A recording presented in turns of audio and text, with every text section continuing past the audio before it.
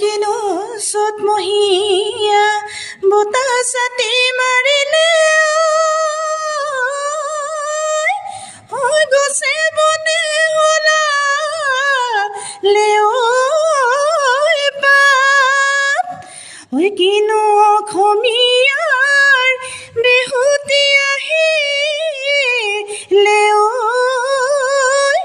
হৈ গৰু চালে লগালে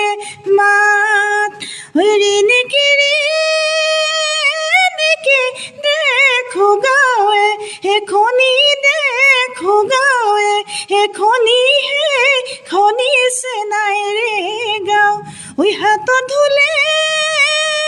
পেপা আৰু তালগো অগনা আৰু তালগো অগনা বলছে নাই তালৈকে বলছে নাই তালৈ